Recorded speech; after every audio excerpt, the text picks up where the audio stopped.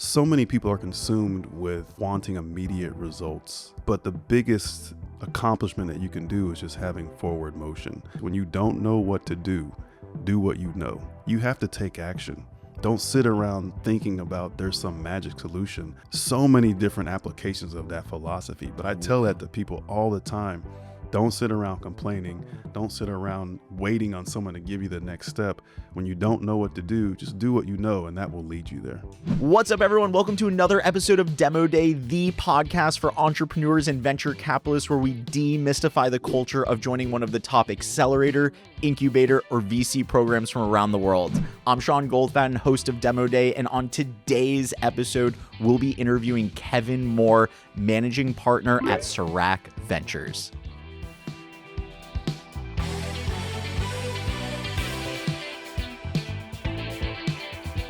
Kevin, thank you so much for joining us today on Demo Day. Pleasure to be here. Thank you for asking me. So, Kevin, I always start Demo Day off with the same question, and it really is just around like the why, because, there's so many different, ways you could be spending your time, whether it be on the operations front, on the venture front, doing, many of the hobbies you have, but you've chosen to invest in startups, you've chosen to back founders. And I'm curious, what is it about the sport of venture and in helping, entrepreneurs that gets you excited every single day? Great question. When I was a kid growing up, I always said to myself, I wanted to own things. And I didn't know what that was, but I thought there's got to be a profession out there that would allow me to do that. A lot of people don't know this about me, but I got my degree in engineering. And people say, why? I was a very curious kid. I wanted to know how things worked. So when I got older and started investing, the idea of investing in early stage companies and watching the creation, the technology, the innovation, and also candidly being someone in the industry that was looking at companies a different way, just because of my background, I thought venture capital is the sort of perfect platform to do that from. Now, there's always going to be that entrepreneur, the owner mindset, but I feel like a lot of the times growing up, that's not really what we're taught. We're not taught to own things. We're not taught to start businesses. It tends to be, something over time. What was it about, feeling like a sense of ownership that was important to you? And how did that evolve over time from, playing in the schoolyard with friends to having a business minded focus? Is this something that you've had for, as long as you can remember? Or is it something that a mentor or a family member kind of instilled in you over time? Not to get too deep with my response so early in the conversation, but, I grew up poor, not a lot of money. And a lot of things that we did were out of invention was born out of necessity. So having that mentality and growing up like that, just having to create and grind and doing that for survival really developed this independent spirit of, okay, at some point in the future, those are the best traits for an entrepreneur. And when I read a lot of books about people who have sort of been there and done that. And one of the things I read in one book was saying a lot of times people who have come from difficult circumstances develop this characteristics in themselves that really position them well for entrepreneurship, because when they face something difficult, they're not sort of thrown off track when things don't go exactly their way. So I think the whole idea of starting a VC firm, investing in early stage companies, there's a certain sort of similar spirit that I understand and appreciate by founders who are building something from the ground up. Now, you briefly touched on, growing up, it wasn't always the easiest for you. Maybe you could bring our listeners, our viewers into your world a little bit. Where was home for you? Where did you grow up? So I'm originally from Tulsa, Oklahoma, grew up there. My father is originally from Oklahoma City, which is where I live now. But my mother is an immigrant to this country from Jamaica. And she came here when she was a teenager, and we grew up in Tulsa, and she was learning her way, and we were all just sort of figuring things out. And again, humble beginnings. My dad was a factory worker. My mom stayed at home. I ultimately ended up graduating from high school, went to college in Oklahoma. After I graduated, I moved to Chicago, lived up there for many years, started out as an engineer, switched into working into financial services, took a 100% commission job. I remember calling my mom and saying, hey, I'm going to quit my job as an engineer. You know that thing I was in school for the last 6 years to do? And she said, "Look, if you don't try, you never know." She's like, "It's better to try and to fail than to not try at all." And that really stuck with me all those years. And fast forward, after working in finance for 8 years, and then 10 years ago getting my first opportunity to work in venture capital, I went to work first on the investment side as a just an investor, like a partner at a firm. And then I went to work on the LP side and did a little bit about investing into funds. And then ultimately 2.5 years ago, starting my own firm.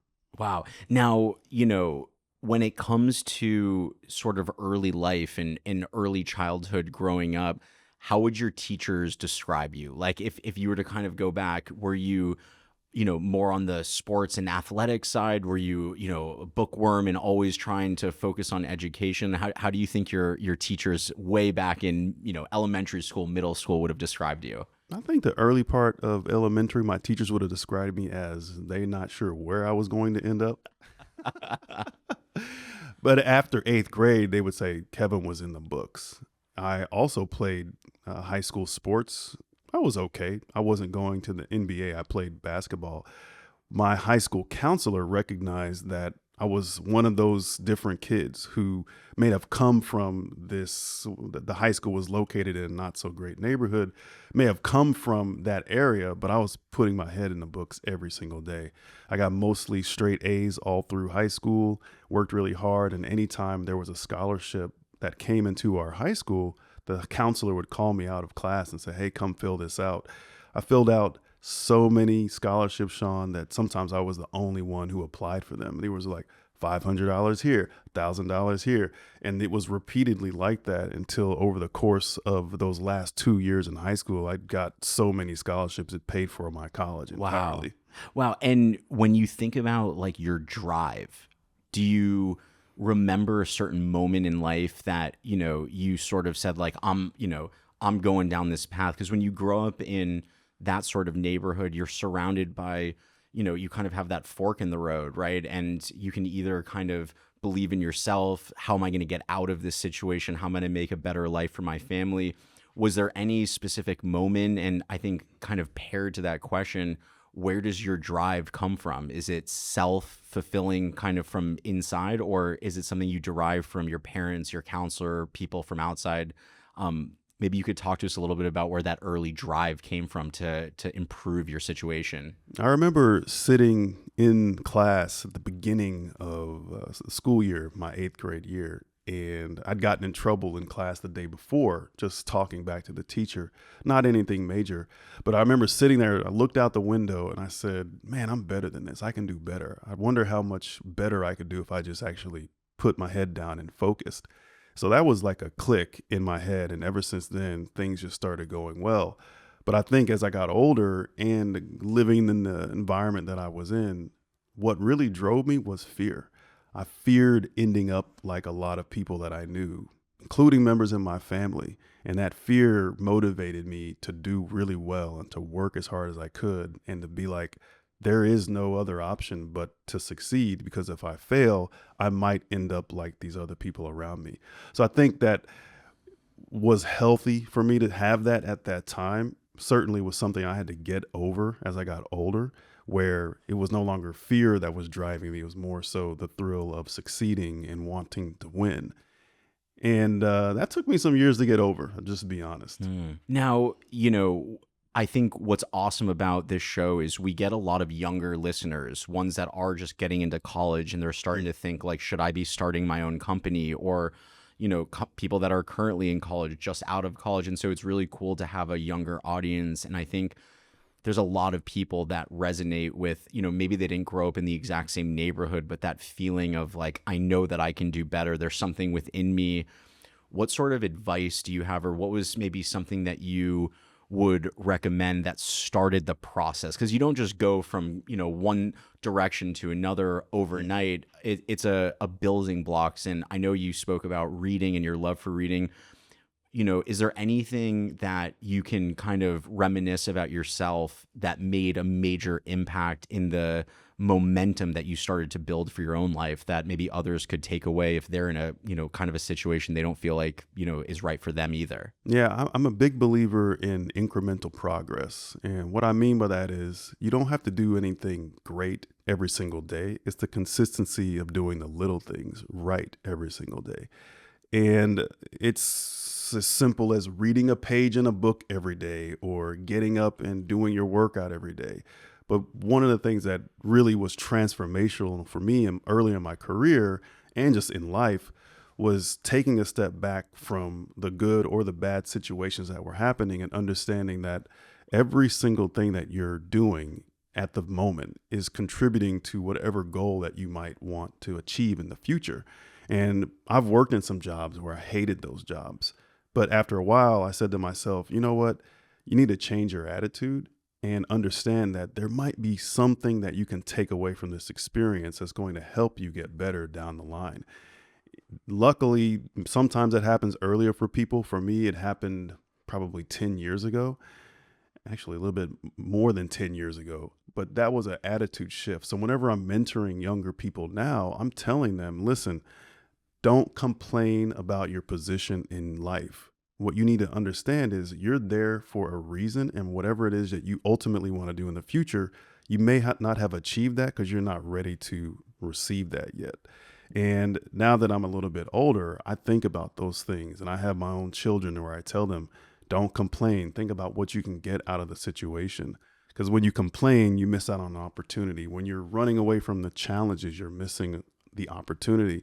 And it took me many years to understand that whole concept, but I try to tell that to people now. And maybe the last thing I'll say, Sean, I don't think that experience is the best teacher. I think that learning from the experience of others is the best teacher. Who was that who said, I've been listening to someone say this over and over and over again, Ed Milet.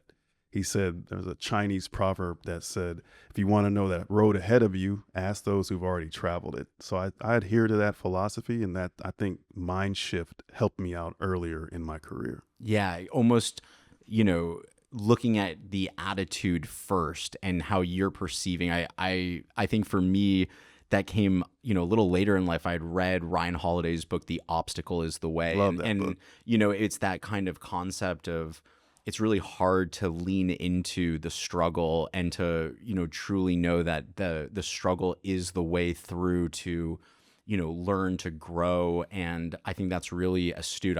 I think that, sometimes when it feels like the world is falling on your shoulders, it's hard to get your head into that mindset of like, oh, this is for a good reason, or I'm gonna make it out of that experience. I feel like that's one of, like you had kind of alluded to, it's almost like the blessing of growing up in a tough, environment, because you remember, oh, I've done this, I can get through this. And I think it starts with that, ability, like you said, to take a step back and try to say, how is this, going to improve my life over time, not how crappy is it right this second. Right.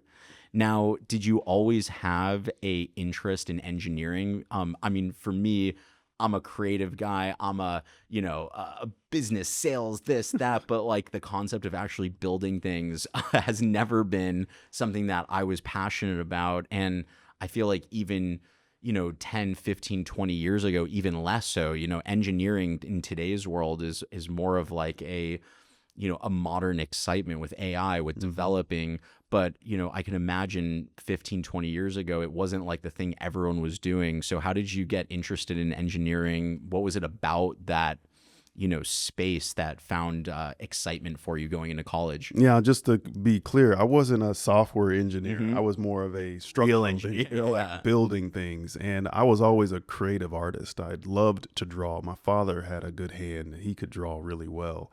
And I saw that expression of creativity through mediums of pencil and pen and paint. I thought that was amazing. I thought that translated and meant, oh, I could be an architect at some point in the future. So I studied what does it mean to be an architecture. I got all these books, read about it, dove deep on the subject. And then when I got into college, I realized that, okay, I followed the wrong path. I started out at a smaller college and I transferred to a larger college. And they said when I transferred, they were like, hey, you're going to have to be in school for another 3 or 4 years in order to become an architect. And I said, well, what's the next closest thing? And that's when I chose civil engineering with a focus on structural engineering. And that was the sort of transition. But I think what is interesting about that career is it teaches you how to solve problems. There's a process to doing things to a detriment, maybe, but I think that having that structure in my mind of, okay, there is no problem that cannot be solved. That mentality approach to any type of situation is what engineers do.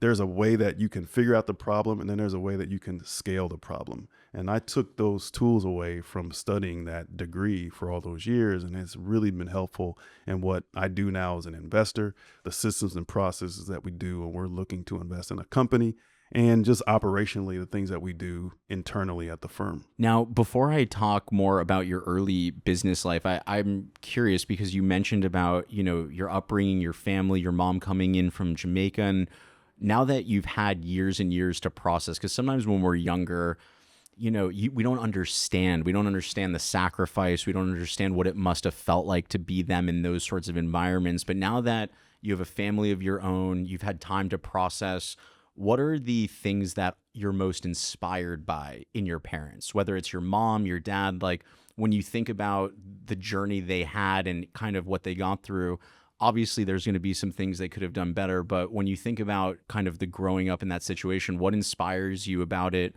What's something that you're proud of in, the way that they moved as they kind of, brought you up? I think that one of the things I admire about my family and just all of them is that everyone's had to do everything on their own. There was no trust that we were pulling money from. Everyone just sort of lifted themselves off their own feet and made something of themselves. And I'll give you an example.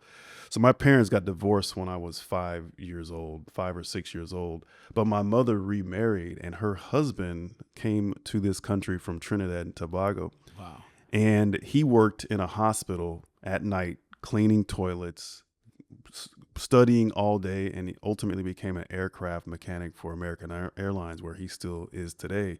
But I remember watching them go through this of working all day, working all night, taking care of the kids. My mother was remarried and had two young daughters, my sisters, and watching that hustle and that grind was imprinted something on my psyche that I probably didn't understand at the time. But that's really the story of immigrants to this country. Is everyone in my family, I saw them come over here and build something from nothing. My uncle, he started his own sort of cell phone installation business back in the day when people had cell phones like embedded into their cars.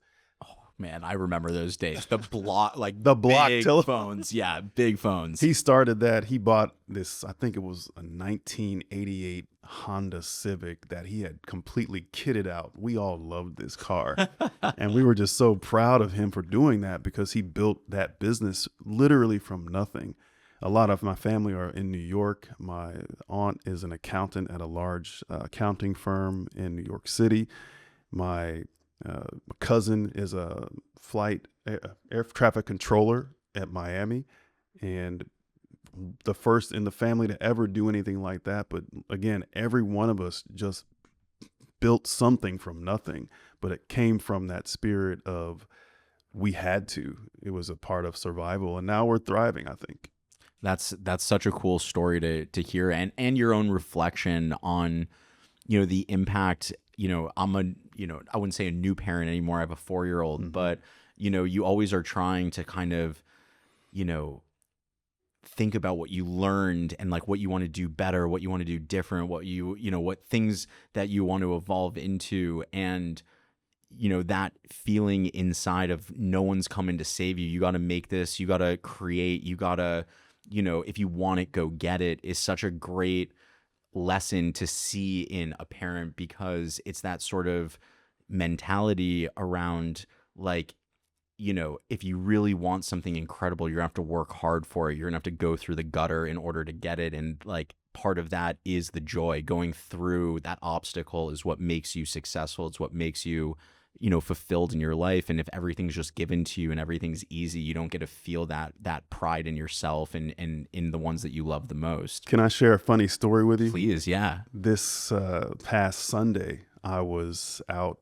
cycling. I'm training for this race to ride 100 miles in the Texas heat. And it was really hot on Sunday, 93 degrees, full sun. And I said, okay, I'm training. My goal is to ride 45 miles. I ended up riding 49 and a half miles. And right before I got to my house, I was probably a quarter of the mile away. My legs just gave out, started cramping.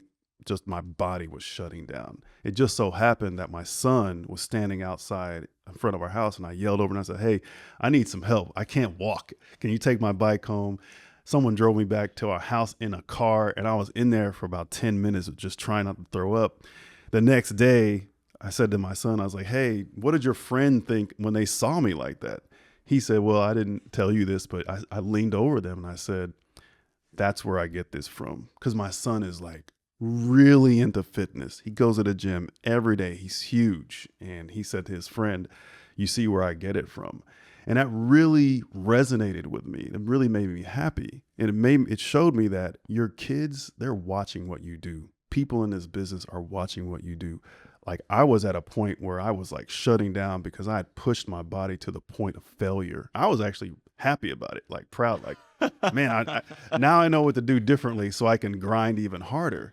But it made me so happy to understand that he saw that, and it was motivation to him that you can push yourself hard. You're not going to die. Pain is temporary.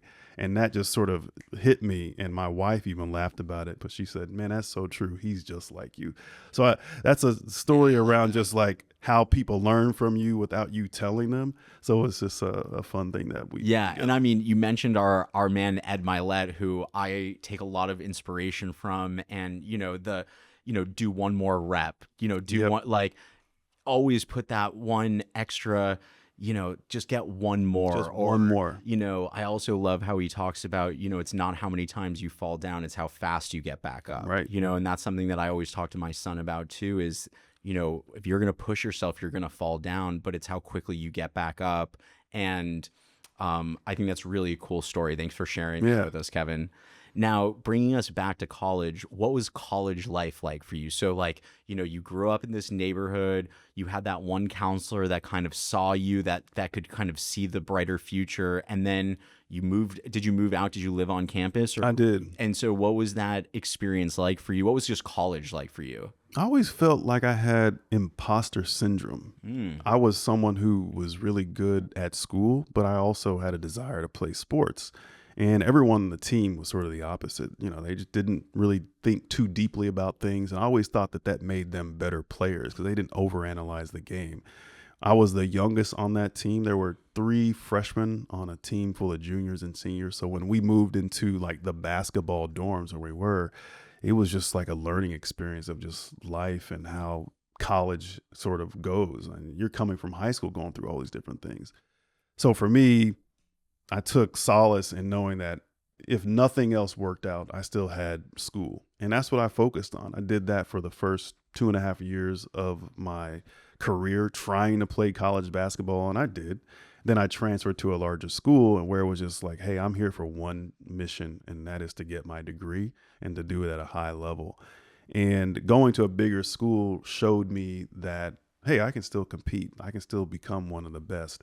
I would say that, this is an interesting question because it's making me think about every single step of my life. It's always been leveling up to something harder, something where I was once the small person, but now I'm sort of leading from the front. And to me, that's how I think about college. I always came in as someone who was very timid, not very confident, someone who was like behind the scenes, worked really hard. And I'll be honest with you, Sean, I don't think I'm the smartest person in the world, but I work really hard, very disciplined, very focused, and not easily deterred by people who say something negative.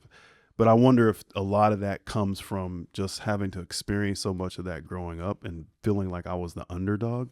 That mentality has really helped me today. Now, You were talking earlier about how there was a moment when you're like, Mom, I'm not going to be an engineer. I'm going in this direction. What was the impetus? Did you just not get the positive energy from the type of work you were doing in engineering? Was it an opportunity that presented itself that you felt like kind of a fork in the road, like I can either go this direction or that direction? And how did you make the transition from what you thought your future was going to be and then starting the process of moving more into a business minded role? I remember sitting in the library in college, my junior year, and I was on the top floor of this massive library, and I took a break from studying, and I just started looking around at the shelves, and I picked up this book called Personal Finance for Dummies. Now, as you, right? That's amazing. Yeah. And I was I'm like, starting at the bottom here. like, I'm like, what's the first book I need to read? right? The little yellow and black. And I started reading that book and I thought, oh man, this is so amazing. Like, had my parents or people I know had this book, our lives would have been completely different. And that developed this interest in finance and money and investing. So when I graduated, my wife and I got married. We moved to Chicago and I started thinking about investing all the time. I opened up my own brokerage account. I was buying things that I knew, Apple, things that I used. I was buying just technology companies. So I did that for about 6 months and I said to myself, man, I should be doing this full time. Like, this is my calling. I feel like if I could help other people the way that I wanted and probably should have received help when I was at the point of my life, how much of a bigger difference could I make in the world by doing that? So it was a tough sort of battle of thinking through, hey, you put in all this work, all this sacrifice to get this degree and to get this amazing job in Chicago. I mean, you're living the dream, but that wasn't what I felt like I should be doing. And I can't really explain that, Sean, but making that decision occurred after 6 months on that job. And I remember sitting down at my computer and I wrote an email to myself and I said, here's what I want to accomplish in my life. And I wrote down the 6 things. It was, I want to start my own VC firm. I want to start a nonprofit. It was just like all these really big goals. And now, fast forward, that was in 2005. Wow. Fast forward to now have done that. It certainly was not a linear path, but I think that idea of wanting to do something bigger and leave an impact on the world was what really sparked and gave me the motivation to leave that and to do something different. So, I think that especially in today's world, especially for the younger, the 22-year-old, the 24-year-old, the 27-year-olds, there's so much opportunity. And, it's such a balance between, having a, opportunity and a place where you can grow within a team and an organization and learn and build some of those soft skills, some of those hard skills that maybe you don't get in school. And then there's that pull internally, which is like, I got big plans for myself. I want to start that business. I want to start that project. I want to join that, my friends in doing X, Y, and Z. What sort of advice do you have for, the youth in that sort of mentality? Sometimes it's such a fine line between a lack of patience and really recognizing, like you said, that even though this doesn't feel like it's the thing you want to do down the road, there's these skills that you almost don't even realize you're getting. And then there's that true calling, which is that, I know I need to be in a different place, in a different direction. So, when your son comes up and he's talking to you about his future and what he wants to do, what's your advice for, the 21, 22, 23-year-olds that is just at their very first job? Any thoughts come to mind on how you mentor those that are in a great place, but also have this desire to start their own thing someday or be their own boss someday? Love this question. And I have a very simple, streamlined answer for you on this. It's not very many words, but it's probably one of the wisest pieces of advice I've ever been given in my entire life. So many people are consumed with wanting immediate results, but the biggest accomplishment that you can do is just having forward motion.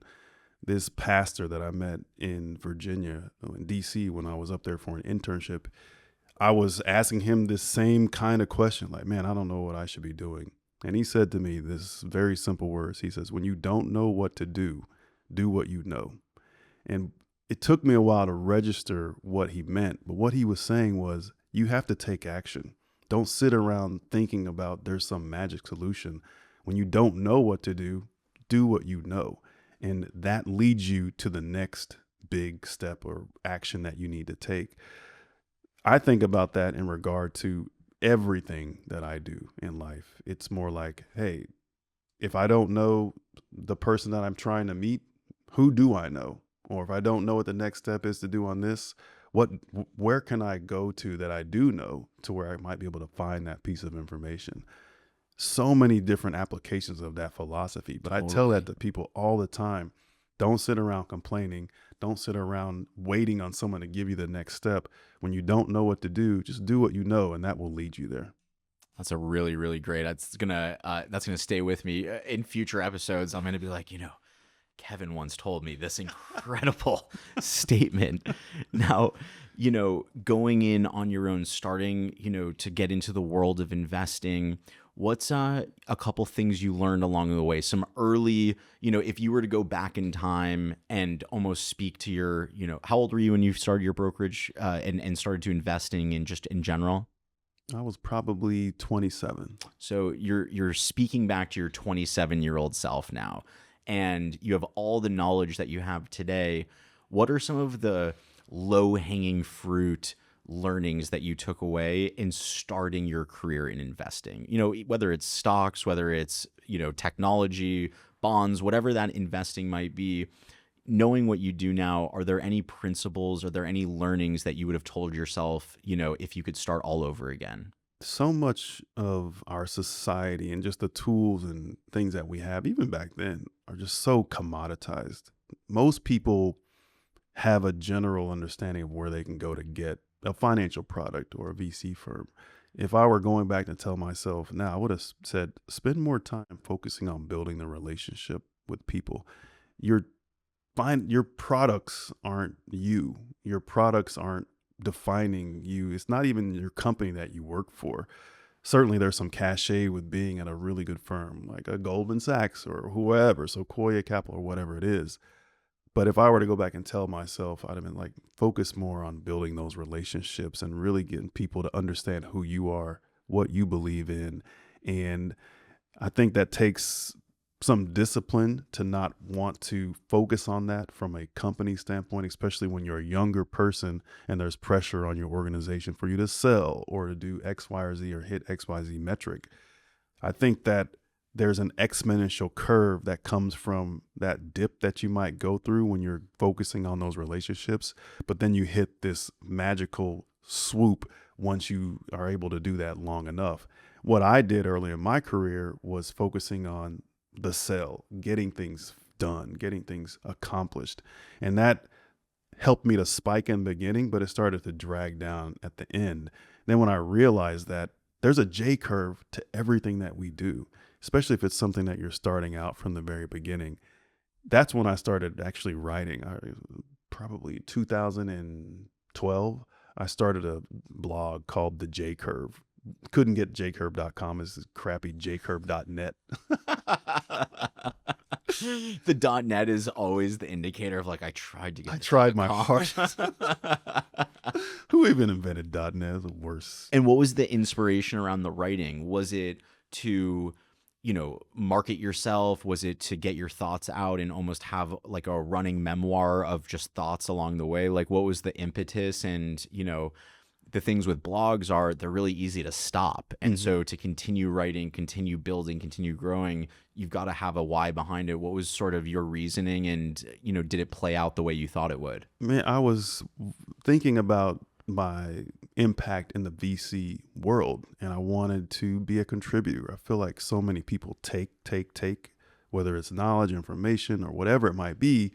And if I could create a platform where I was giving back to the industry, then that was sort of my philosophical way of feeling like I'm contributing. And again, philosophically, I don't want to be someone that's always taking from people. In fact, just this week, there was a woman, I think a placement agent, who reached out to me saying, "Hey, could you send me your presentation deck and I'll go through it and we can figure it out if we want to work together." And I emailed her back and I said, "Listen, I respect your time. I respect you as a professional. The nature of this call is just for us to get to know each other, because what I don't want to do is you give me this amazing actionable feedback on my pitch deck and then I don't hire you." So I just think that my mentality is to give back to the ecosystem than to take. And that was the impetus for starting that blog. And I wrote on that blog for many years, and it's transitioned from there to now a blog focusing on what we do at Serac Ventures. But that was the idea, was I wanted to give back to the industry, not just take. To that point, I had the opportunity at one of my earlier firms to help them start a fund. And I actually wrote a book about that experience, because there was no clear cut answer in the market for someone who was desiring to do that. So I spent 9 months writing that and put it out there. I feel like writing is such an interesting activity, because in school you get so used to writing. It's part of like the assignment, and it's the Right. homework, and it's the essays. And then as you get older, that kind of, accountability is gone. No one is sitting there making you write. But anytime I look back on journals from years and years ago in starting Coefficient Labs, I always love to like get into that mindset and see where I was at that time and read it almost in the voice of what I was, younger. What has writing taught you about yourself? And what do you, for what reason do you recommend or not recommend? I know it's not for everyone, for those to write, even if it's not for a large audience. What have you learned about yourself from writing? What's weird about that question, and weird in a good way, is I write in my journal every day. And when I go back and read things, the things that I thought were a big deal, and maybe they were at the time, as I've gained more perspective, I'm just like, oh man, why was I stressing out about that?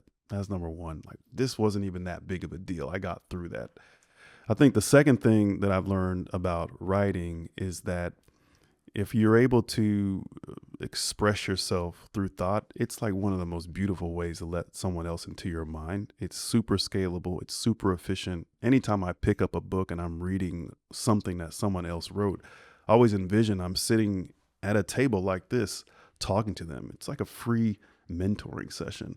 So for me, writing is that it's an expression of giving, but it's also an expression of receiving. And I think it helps to keep things in perspective, especially for myself. If anyone's not journaling, they definitely should, because it does give you perspective on life. For those that aren't journaling, and I found myself, it's one of those things where like there have been chunks of time when I've done it, long chunks of time when I haven't. And whenever I look back on when I've done it, it just like, it fills me up with, excitement of the journey and where I was. And like you said, like just being in that space. But I think for a lot of people that don't journal or that don't write often, it's almost because like they've like blocked out this skill from when they were back in school, and they just don't know what to write. They don't know what should I even be writing? I'm not trying to write a book. And so Right. for people that, you're mentoring, and they go, hey, I heard that you journal. I heard on the podcast demo day that you journal. What do you journal? And if they were to say, I don't even know what I would write, how do you explain your process in journaling, so that for maybe those that have never tried it before, they think, oh, I might actually be able to do something like that? What goes through your head, and how do you kind of framework out your day when it comes to journaling? This is a bigger question, because that goes in what allows me to even do that. What allows me to journal is because it's set up as a part of my day to do it. So I wake up every day at 4:30, and I have a sort of a, what they call it, like a rhythm or a routine that I do in the morning Same routine every day. every single day.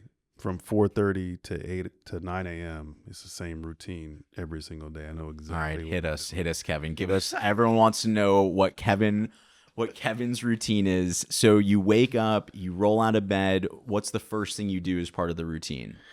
I put my workout clothes on. I have them laid out the day before. I go straight to the closet in a slumber, put the clothes on, then I head to my office, and that's when I do like my quiet time, meditation, my prayer, like my devotional. Then the last 5 to 10 minutes of that time, I will write in my journal, just clockwork, like what happened the day before. It's mostly from yesterday, almost like recapping. Is it in a written No, I sentence write it. format or Yeah. bullet No, it's like a paragraph. paragraph? Yeah. It's not sometimes it's an entire page. Sometimes it's 2 or 3 sentences. But for me, it's just the act of getting those thoughts out of my head. Like yesterday was my daughter's birthday. Hung out with my daughter at the mall, had a really good time doing X, Y, or Z. I'm glad I got to do that with her. I'm so proud that she's getting older and she's, yada, yada, yada. Just writing down my thoughts about the day. And feelings, like you said, attached to them, like, and it made me really happy, or Oh, yeah. All those different things. uh-huh. And sometimes I'll go back and read other things that I've written. But for the most part, I'm putting down and downloading the things that happened the day before. That has become a habit. I take that journal with me everywhere I go, even on this trip, if it's the only thing that I do, because it just kind of calms me. Now, starting a VC fund is such an interesting endeavor. I've brought this up so many times on the podcast before, but I feel like there's such a general misconception around venture capitalists. I always grew up thinking that it was just a bunch of people that had a bunch of money and they invested in companies, Shark Tank style. Oh, these are the sharks and they have the money. And I never realized that part of building a VC fund is actually pitching yourself to other family offices, to other VCs, to LPs. And in and of itself, you have to have the skill set to both paint a vision for your fund, to get people to join the ride with you for 8, 9, 10 years. And, I feel like as you peel the layers back, there's so many unknowns and so many things that no one talks about or teaches you about. So what were some of the misconceptions that you had early on when you started to think, you wrote down in your journal that one day or your email, like, I'm going to start a VC fund? What were some of the things that you didn't really know about starting a fund that now, having gone through that process, you can kind of look back and say, oh man, if I was going to give advice to someone that someday wants to start their own fund, these are a couple of the things that I didn't really expect going into it, but now have found to be really important in having a successful first fund? I think the biggest thing that I've learned, Sean, is that it takes triple the amount of effort that you thought it was going to take. And what I mean by that is certainly there are some market dynamics around that. But as a GP, my feeling was, oh, I have a track record. I know people in the business. But raising a fund one is a totally different animal. Almost to the point to where what you did before doesn't matter, especially if it's not entirely relevant from a strategic standpoint, what you did to what you're doing today. I would say that the biggest learning that I had from raising this fund, one, and we're almost finished raising this fund from a time standpoint, is that just spending way more time on it. I staffed up early thinking that, oh, we have this institutional look on the cover. And I don't think that was a wrong move, but I would have brought someone on the team that was all we were focused on, is raising capital, spending triple or even quadruple the amount of time on just that effort, because it is a different environment than when it was 10 years ago. There are so many more venture firms in the market. Institutional LPs have so many more options. Demonstrating the uniqueness of your thesis, you really have to go all in on those different things. But for me, like running a fund is fairly straightforward. You have to raise capital, you have to run your operations, you have to market your firm, and you also have to work with founders. Doing all four of those things at the same time is extremely difficult, especially when you have to raise capital constantly for 18 to 24 months. Now, this environment to me is a little bit different from what I've seen before, but that would be my advice to anyone thinking about raising a fund one in the foreseeable future, is focus so much of your time and energy on your fundraising, because it's just a different market than it used to be. My dad always would say to me, you can't do good business with bad people. And that, no matter how big the opportunity is if the fundamentals and the core of those people are misaligned, and they have a different idea of success than you do, or it's just like they're just not, they're not in it to grow together, they're in it for themselves in that way. But that concept of you can't do good business with bad people is so tough when you're fundraising, because on the one hand you need to you need to build the fund, you need to get money, Hmm. and on the other there's that voice in your head which is trying to decipher, is this the right fit for me, is this the right LP, are they gonna make my life better, are they gonna make my life more difficult? What's been your takeaways or your learnings of the difference between a good LP and maybe an LP that you wouldn't want to work with in the future? And I guess wrapped in that question is like, how do you know when an LP is the right person to join your fund and to be an investor in your fund versus you saying, hey, I appreciate the money, but I don't think this is going to be the right fit? I think that is a very difficult question to answer because it's a balancing act of you need the capital, but you also don't want the stress of Mm-hmm. certain LPs. And I've dealt with that. I've had bad investors before and people who are just not worth the time. I don't know what to say, hey, here's definitively what you should do. But one thing I do know is that most people know what they should do. Most people know when they should say no, and most people know when they should say yes. And what I mean by saying yes is sometimes it makes sense to say yes to a smaller investor because they might be someone who will grow up and be a larger investor down the line. That has happened to me across my career in a number of situations. Sometimes you say yes to someone that you shouldn't. I had the opportunity to say yes to someone or really push something forward with a really big investor for Serac Ventures in this particular fund. And I didn't pursue it the way that I think someone else would have because I didn't think the terms were fair and would have been extremely detrimental to the organization in the long run. Great in the short term, but really detrimental to the firm in the long run. Summarizing, everyone I think knows when they should say yes or no.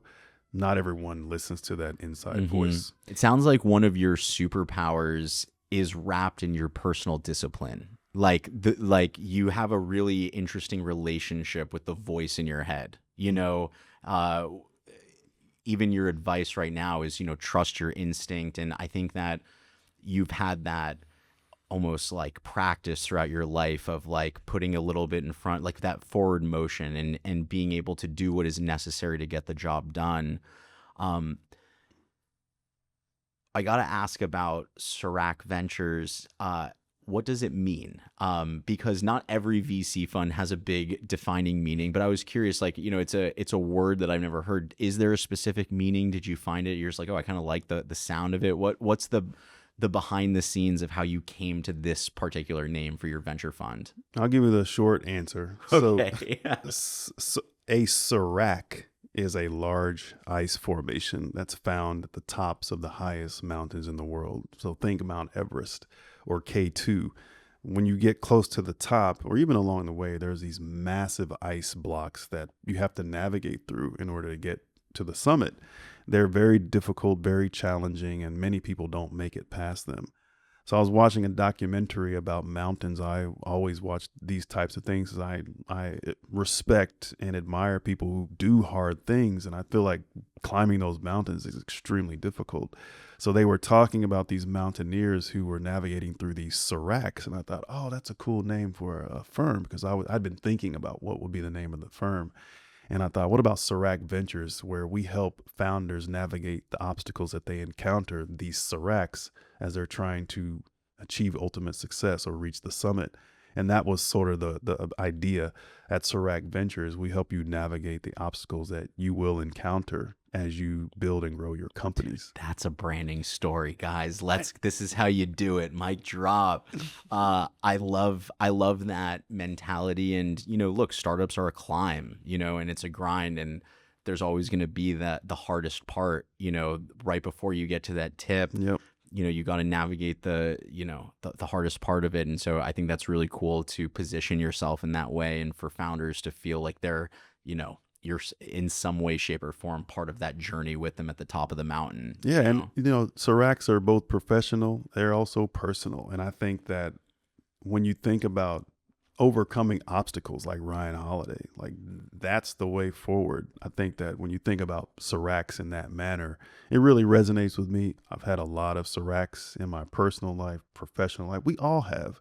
So I think that it was like the perfect name to name a firm. Now, like times have changed so much in, at least for me on an outside, I'm not a VC. I don't invest in startups, but I have through this podcast interviewed a lot of VCs. And in the early part of my career, it was such like a Dollar Shave Club, D2C, all of these brands that were starting up and building these giant e-commerce companies. And then, as soon as COVID started coming, it felt like the wave was kind of moving into B2B companies and software. And then there was blockchain, and then now there's AI. And it's like there have been these chapters of kind of what's hot, what's sexy, what's, where VCs are really putting themselves behind. What was your thesis going into it? And has it evolved since when you first started, being a VC and investing to where you are today? What are the types of founders that you invest in? What are the types of companies you invest in? And has that changed over the last couple of years? Yeah, it absolutely has. Starting out, I thought, hey, I worked in financial services for 8 years before getting into venture. I would love to look at fintech companies. Fintech industry's been okay. I do think that there's some positive signs happening with Chime and some others that have come and declared that they're going public. But fintech has been not largely a focus for VCs for many years. So I'm like, okay, is this an area I'm going to continue to focus on? I'm not sure. I also like enterprise SaaS. We've actually had some trouble finding enterprise SaaS deals that we were excited about. We're still looking at them. I think future of work category is really exciting. We're really bullish on the creator economy. Coming out of the pandemic, everyone was a creator, building and doing things independently. And now that industry is starting to get a little bit more attention, but it's hit a point where it's like, okay, where do we go from here? So I think that one thing I'm learning from this time is that you kind of have to be amiable and amenable to change. And we see AI, as you mentioned, in every single sector that we do. When it comes to the founders, I think at the core, it's kind of what you said, investing in really good people and how are they applying these technologies to antiquated industries. On the flight out to LA, I was reading Chime's S1. They're getting ready to go public. Everyone knows this.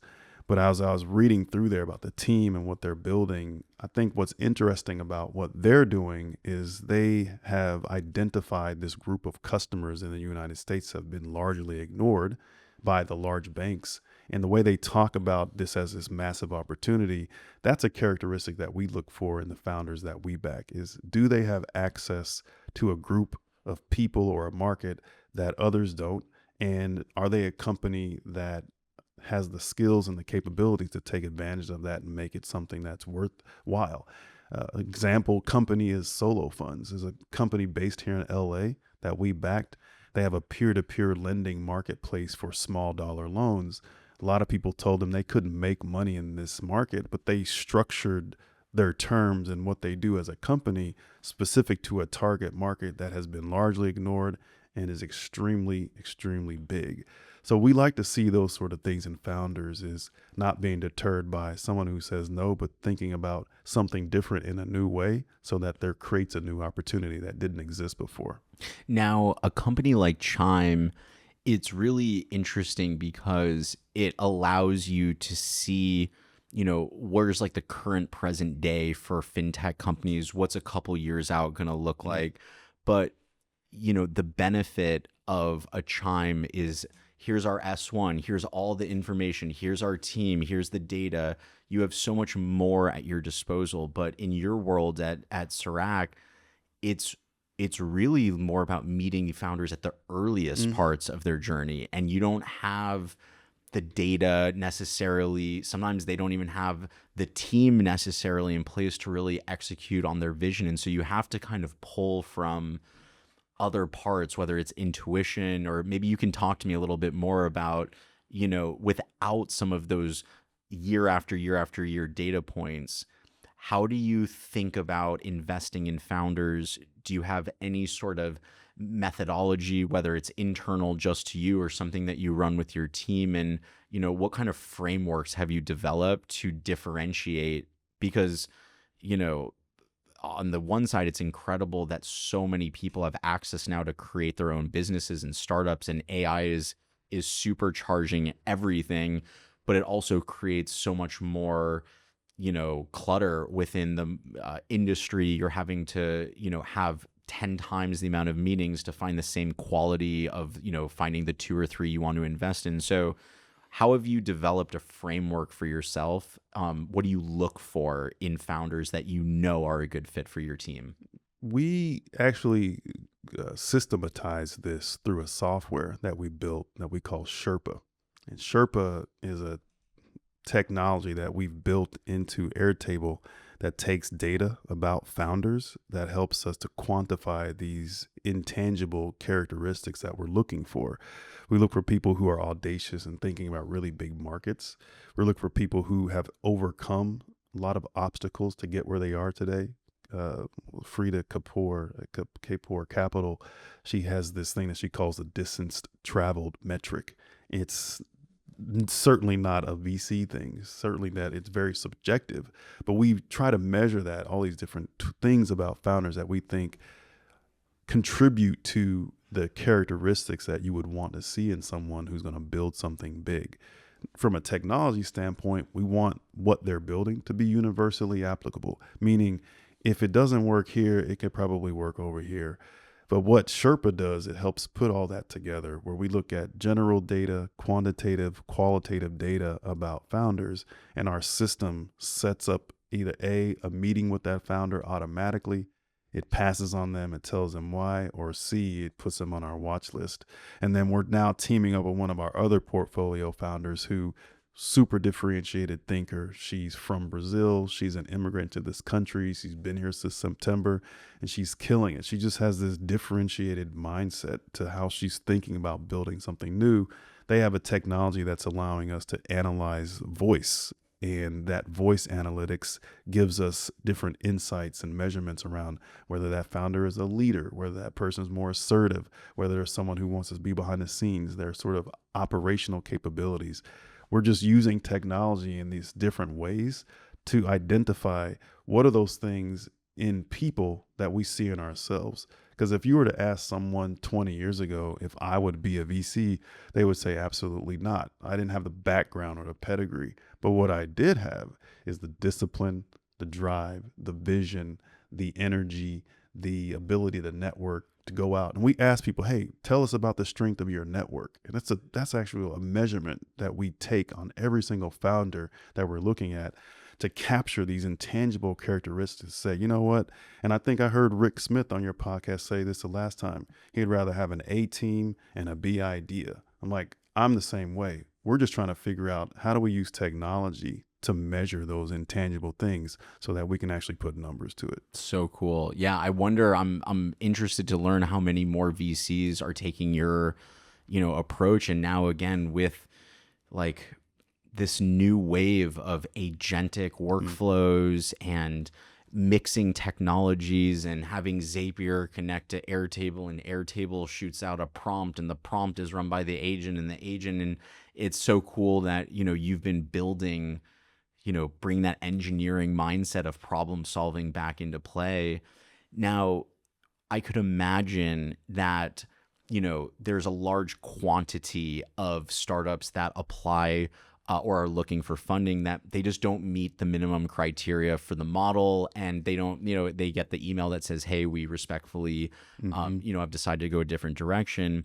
But at the end of the day, the puck still stops at you. You still have to decide who you want to write the check to, even if the system is putting the right people. And, I could kind of picture there being, situations where sometimes you have two founders that have both made it through, and one of those founders you write the check to, and one of them, there was just something off that just, it just, either it being personality or market or, there is something off about it. And I think sometimes as founders, we can kind of lose ourselves in the sauce of how great our idea is and the business and the opportunity.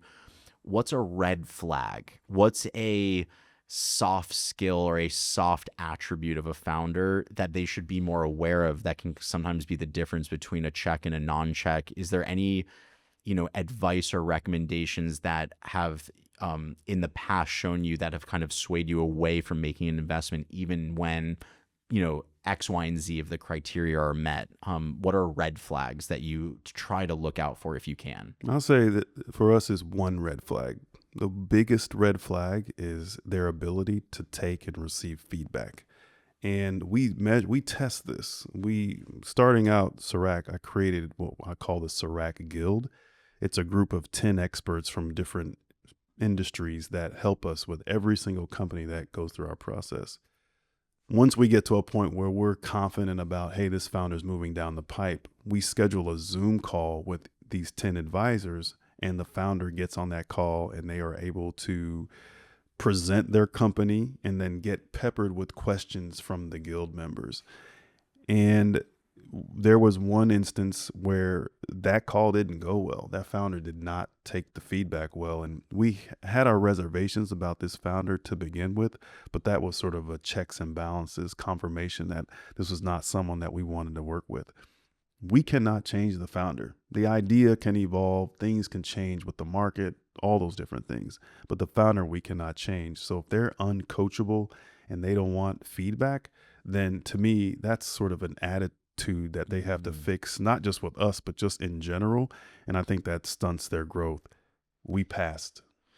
Now, I know you mentioned before that you've had fintech startups, are looking for B2B. There's the AI. Is there a vertical that you're most excited about right now, or is there whether it's for personal reasons, just like you happen to really enjoy learning about those topics? But I always found that to be one of like the best parts, especially for someone like yourself that loves reading, but it's like you're literally learning about all the new things in the world, the problems, and then you have these inspirational, high energy founders that are going to tackle it.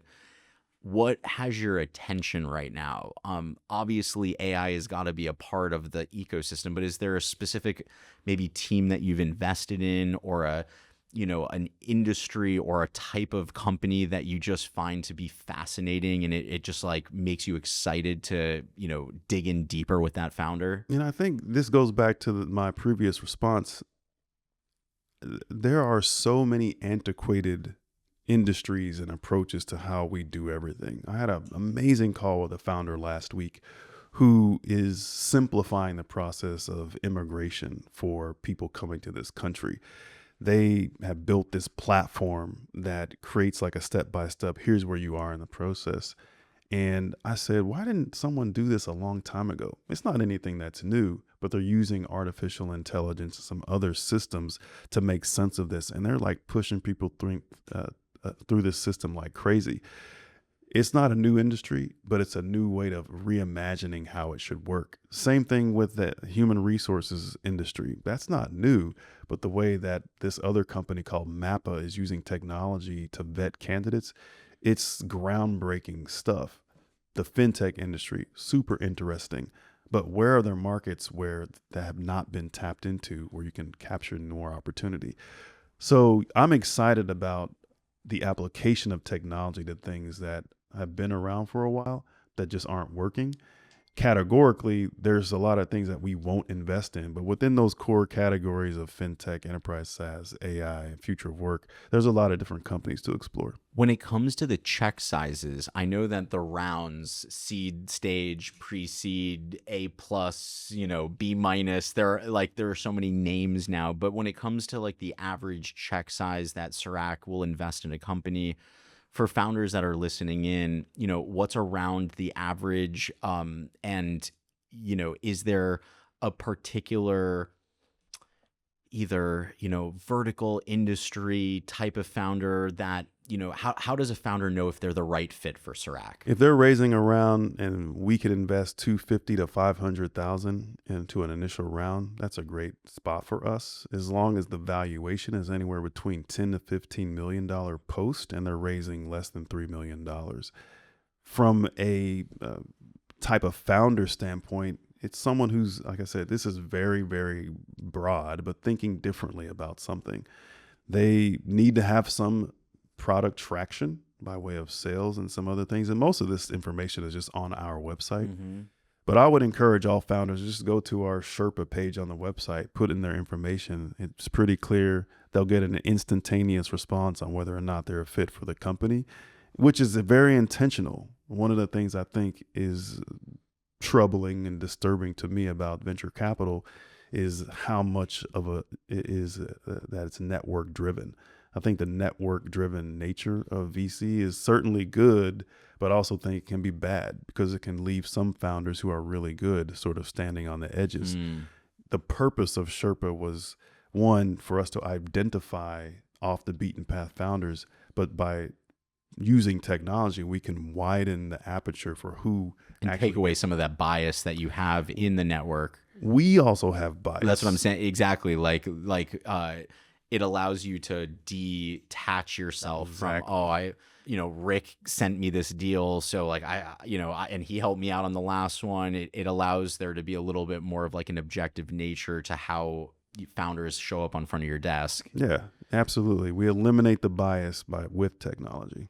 Now, as a founder, especially of an early stage, they always say, or at least one of my mentors said, that the first 10 people that you hire on your team should all have the characteristics of an entrepreneur and a founder that could start their own business someday, because everyone needs to wear a lot of hats, but not just wear a lot of hats. To create something from nothing takes that grit, that energy. You're going to have the tough times. And so, when you're giving advice to newer founders that have just raised maybe their pre-seed or their seed, and they're now starting to hire their first couple of people, what advice do you have in just leaders, team building, anything that you've seen that's been something that you admire in some of your portfolio companies? But when it comes to team building, what comes to mind as far as advice you could give to others that are in that same spot right now? Simple advice, and I'm sure all VCs would give this, like, don't rush.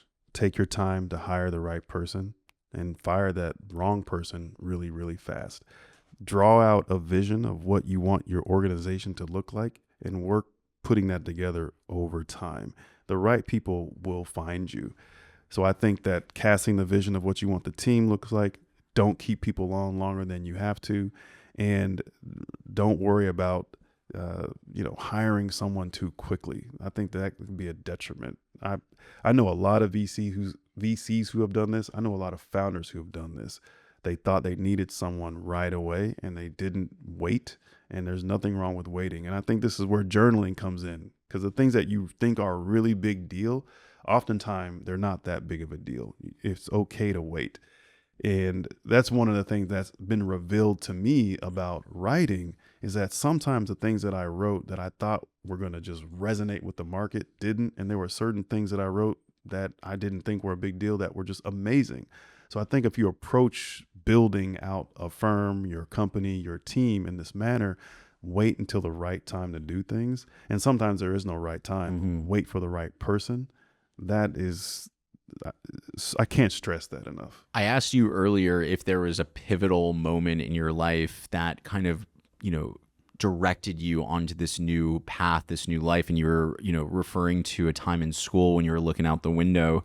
When you think about your time as a VC, was there any one pivotal moment, a deal that closed, LP that you met, a mentor that you spoke with? Was there any moment that you can think of that was a real turning stone in, what you would consider to be your current, day-to-day life, and especially in venture? I would say that probably happened not too long ago, like a few weeks ago. Wow. I was listening to this guy who he does mentoring for emerging managers, and I'm happy to say his name, but he knows who. Shout out. Adam Metz. Adam, shout out Adam. Let's go.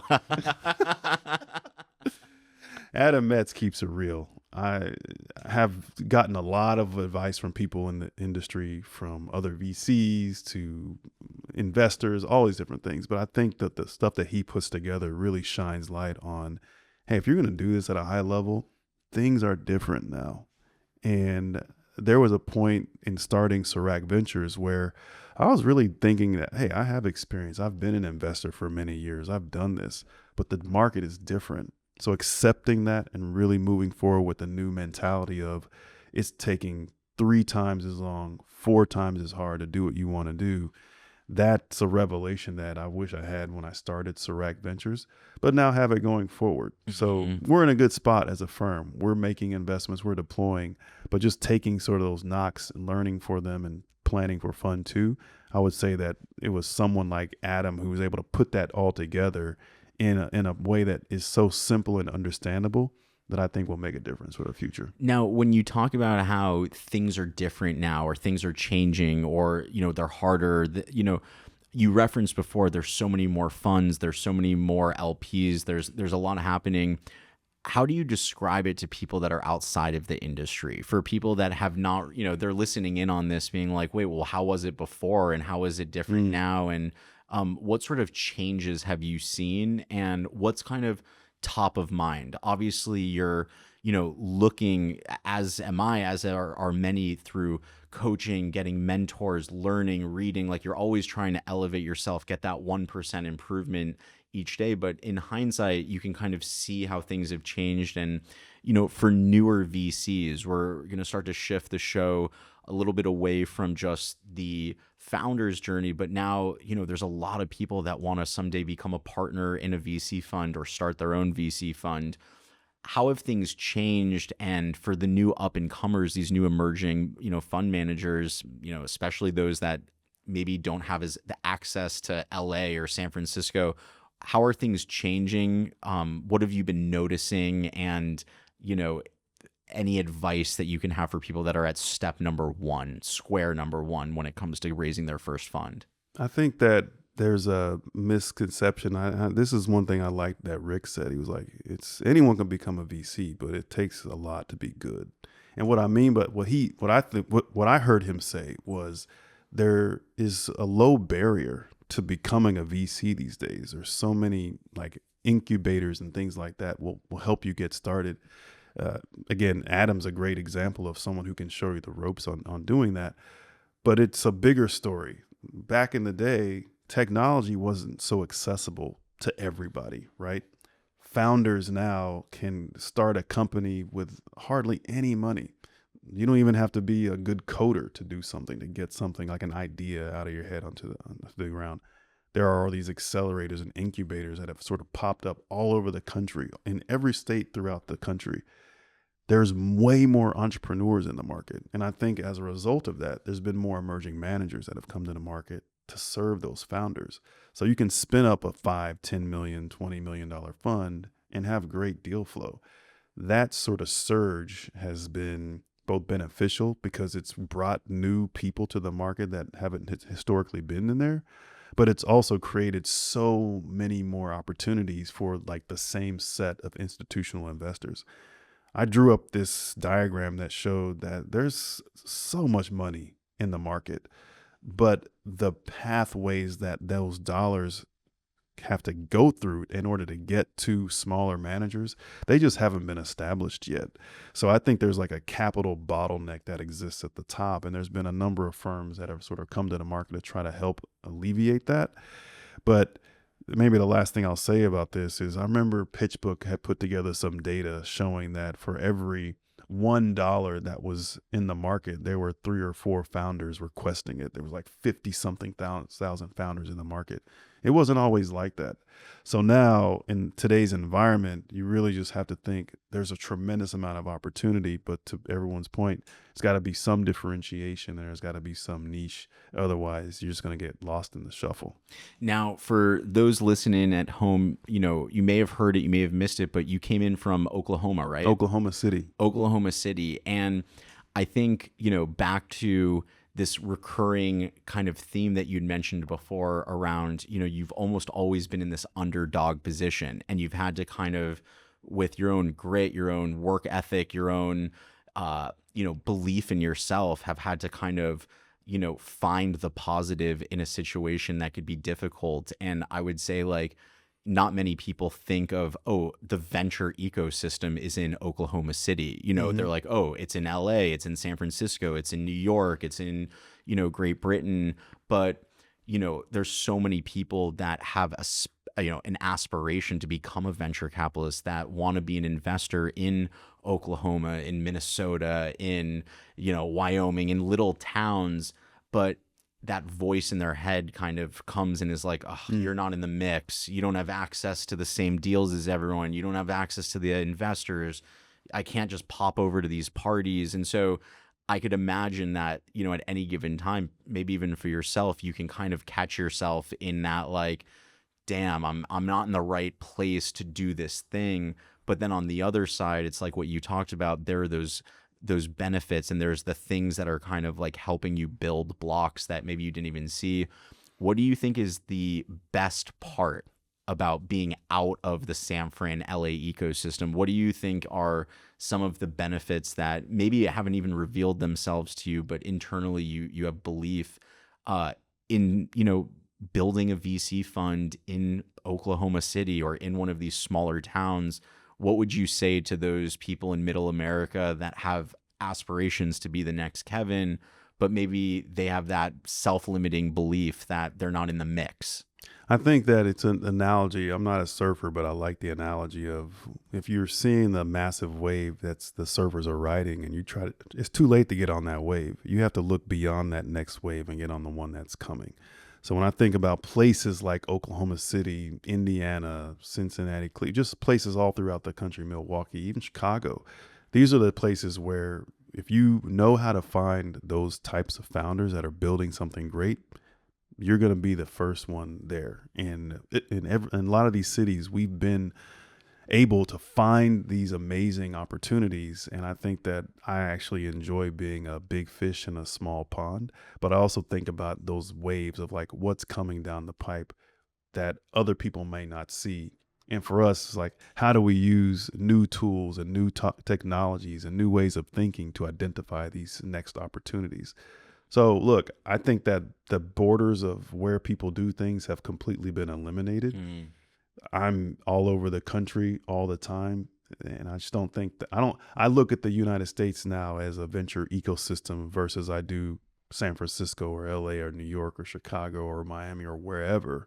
If anyone anywhere is just looking at deals where they are in their immediate vicinity, then they're missing out, in my opinion. Now, for junior staff, junior associates, even senior associates, but team members that, are trying to grow through the ranks. They've got big visions for themselves. They want to become, the it someday.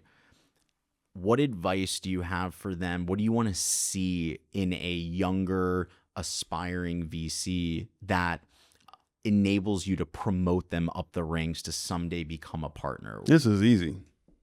If there's something that you think needs to be fixed, fix it. Create, don't wait on assignments. Be hungry, be eager, ask for work. Do more than your job. I've in this company and in other companies, I've dealt with people who are not like that. And it can be frustrating when you see something that needs to be done and they don't do it. I think that for people who really want to get ahead, you have to do more than what's being asked of you to make yourself an asset, to be more value add. That's not easy for everyone to do. Most people want to follow like this linear path to getting ahead. I'm like, there is no path. You have to create the path. That's my advice. Kevin, this has been a really amazing podcast and interview. I've enjoyed, getting your story and really just learning about your journey to get here. What are you most excited about in the future? What's this next year bringing for you? I know you mentioned you have a big 100-mile race coming up. Mhm. Anything else that's on your mind or that you're excited about, for this year? Physically, I'm excited about challenging myself to do that race. I'm excited about the upcoming close for this fund, and then just being able to take a breath and focus on investing. I think that I'm a pretty good investor from just understanding how to do all those different things that involve putting together a fund. I'm excited about all those different things, and I'm gonna continue much challenging myself. There's a lot of things I still want to accomplish. I still haven't run a marathon. I still haven't visited all the 7 continents. I still haven't rode my bike for 100 miles. There's all these different sort of personal things. I still haven't read 52 books in a year. I'm getting close to doing that. So, it's just going through life, man. Last question here. You've talked a lot about reading, and I always like to ask if I can. You only have one book that you can give out. Maybe it's to your son, maybe it's to a mentee of yours, but the one book that's made the biggest impact in your entire life, what would it be? How to Win Friends and Influence People by Norman Vincent Peale. Best book I've ever read. Relationships are everything, and that book taught me everything about how to build them. Awesome. Kevin, it was a pleasure having you on today's show. You're the absolute man. For everyone that's listening at home, where can they find you? Where can they connect with you? What's the best way for founders, future LPs, people that are listening in that want to get to know you more? What's the best way for them to connect with you? LinkedIn is the best. I'm very active on LinkedIn. Find me on LinkedIn or go to the website. Everything else that you want to know about me is all on there. Amazing. Kevin, appreciate you again. Everyone listening at home, I'm Sean Goldfaden from Coefficient Labs, and this is Demo Day. Peace, guys.